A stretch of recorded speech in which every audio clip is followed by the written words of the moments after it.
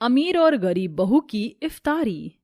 या अल्लाह, मेरे परिवार पर अपनी रहमत बनाए रखना और इस दुनिया पर भी अपना नूर बनाए रखना। गरीबों को रोटी देना और रईसों को देने का दिल देना।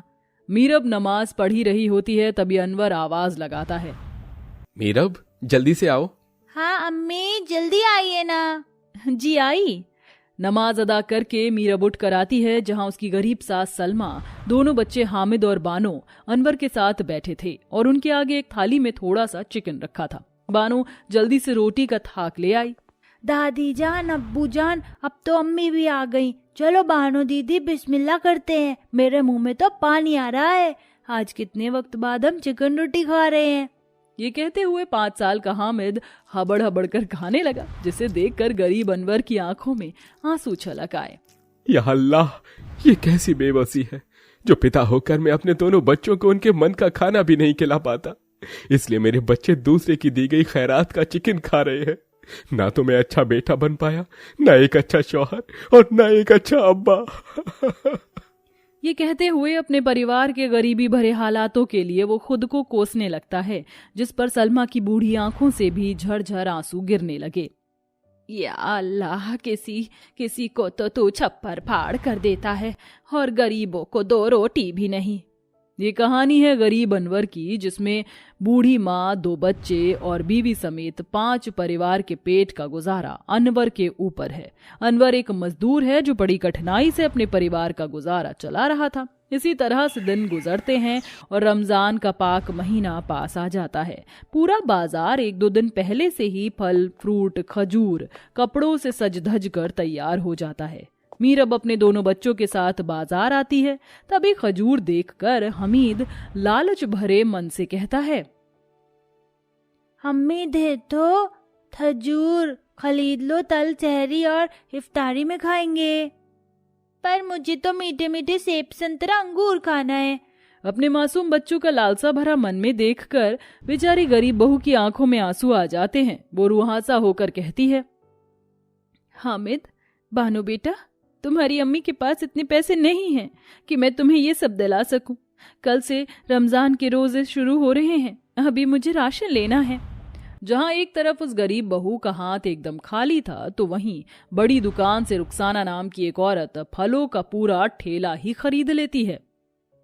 अरे ओ भाईजान, इस ठेले के सारे फल और खास ये खजूर मुझे चाहिए, पर हाँ, एक भी सड़े गले फल मत चढ़ाना। रुखसाना गरीब मीरब के पड़ोस के बड़े बंगले में रहती थी। पति अरीब की पुलिस में नौकरी थी। रुपए पैसे की भी कोई कमी नहीं थी, इसलिए रुखसाना बड़े घमंड में रहती थी। मीरब दोनों बच्चों के साथ उदास मन से घर आ जाती है। जहां अनवर का उतरा हुआ चेहरा देखकर उसने पूछा, क्या बात है जी, आप इतनी चिंता में क्यों हैं? अपनी मीरब को अपने मन की ख्वाहिश नहीं बताएंगे? मीरब के पूछते ही अनवर की आंखों में आंसुओं का सैलाब उमड़ आया। मीरब, मैं बेरोजगार हो गया। जो सेठ मुझे मजदूरी का काम देते थे, अगले 1 महीने तक मुझे कोई मजदूरी का काम नहीं देंगे। पता नहीं रमजान कैसे बीतेगा।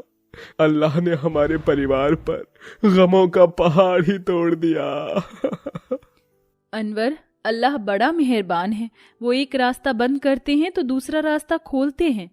2 रोज के बाद रमजान शुरू है। मैं कुछ दिन के लिए नगमा खाला के घर काम कर लेती हूँ। उनका खानसामा 1 महीने के रमजान के लिए घर गया है, तो मैं काम कर लेती हूँ। मीरा बहुत समझदार थी। उसने गरीब हालातों में भी अपने परिवार को टूटने नहीं दिया और अमीर रुखसाना के घर काम करने लगी। रुखसाना बर्ताव से जितनी ही घमंडी थी, उसकी सास नगमा उतनी ही नेक दिल थी। देखते देखते 2 दिन बाद से रमजान के रोजे भी शुरू हो गए। उस गरीब बहू के साथ उसकी सास, पति और दोनों मासूम बच्चों ने भी पूरी शिद्दत से रोजे रखे। भूखी प्यासी मीरब अमीर रुखसाना के घर चली आई। अस्सलाम वालेकुम रुखसाना आपा, रमजान की बहुत बहुत मुबारकबाद हो आपको। ये आपा बोलकर मुझसे फालतू के रिश्ते ना छोड़ो। इस घर में तुम एक नौकर हो, जाके काम करो। और हाँ, आज रमजान का पहला रोजा है, तो शाम की इफ्तारी की तैयारी एकदम शाही तरीके से करना। जी मालकिन। बेचारी गरीब बहू रोजे में भी परिवार और बच्चों के लिए गंदे बर्तन मांजती है, साफ सफाई करती है और उसी में कुछ समय निकालकर अल्लाह के नमाज को देते हुए दुआ करती है। देखते देखते शाम ढल जाती है। मीरब ढेर सारा खाना मेज पर लगाती है, जहां मटर पनीर, पूरी, सलाद, मटन, चिकन, खजूर, काजू, बादाम सब भरा हुआ था। तभी अरीब ने कहा, मीरब, आपा आप भी तो रोजा हैं, हमारे साथ बैठकर इफ्तारी खा लीजिए। तभी गुस्से में तमतमाई हुई रुखसाना ने कहा, अरीब, ये अपने घर जाकर इफ्तारी कर लेंगी। वैसे भी ऐसे अमीरों वाली शाही इफ्तारी की दावत इस जैसी गरीब ने देखी कहां होगी। दौलत के गुमान में मगरूर रुखसाना मीरब की गरीबी का बहुत ठट्ठा उड़ाती है। मीरब घर चली जाती है, जहां उसके दोनों बच्चे, सास और पति उसके इंतजार में थे। अम्मी तुम आ गई? अरे ये क्या, तुम्हारे दोनों हाथ तो एकदम खाली हैं। मुझे और बानो दीदी को लगा था कि तुम इफ्तारी का खाना बड़े घर से लेकर आओगी। हामिद बेटा, मैं झट से इफ्तारी बना देती हूँ। मीरब देखती है कि घर में बस थोड़ा सा ही आटा रखा है। वो सबके लिए गिनकर एक एक रोटी बनाकर बाकी का आटा अगले दिन के लिए बचा लेती है और सब नमक रोटी खाकर इफ्तारी करते हैं। गरीब बहू मीरब के परिवार के लिए वह पहली इफ्तारी खुशियों की सौगात नहीं बल्कि दुख का फलसफा लेकर आया। ऐसे ही रमजान के दिन गुजरते गए। रुखसाना हर दिन अपनी अमीरी का घमंड मीरब को दिखाया करती। मीरब, ये लो, आज तुम्हारे 15 दिन की पगार रखो। रोजे के दिन चल रहे हैं, तुम्हें भी सहरी और इफ्तारी के लिए सामान वगैरह लेना होगा। नगमा ने 2000 रुपए मीरब को दिए। शुक्रिया नगमा खाला, आज मेरे परिवार की इफ्तारी अच्छे से कर पाऊंगी।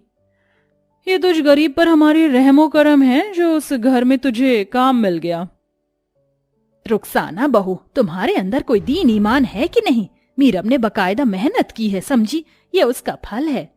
गरीब मीरब का पक्ष लेता हुआ देखकर रुखसाना चिढ़ पड़ी और उस रोज इफ्तारी की शाम जानबूझकर उसे देर तक रोके रखा। मालकिन, इफ्तारी का समय निकला जा रहा है, मुझे घर जाके तैयारी करनी है, मैं जाऊं?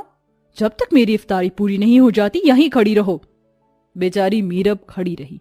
एक ओर जहां इफ्तारी की शाम का सूरज डूबे जा रहा था तो वहीं उस गरीब बहू की आंखों से आंसू गिर रहे थे। फिर जैसे ही वो जाने लगी तभी एक बूढ़ा फकीर आया।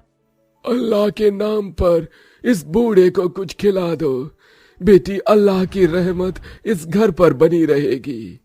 ये सुनते ही अमीर रुखसाना गुस्से से दांत पीसती हुई उस बूढ़े को भगाने लगी।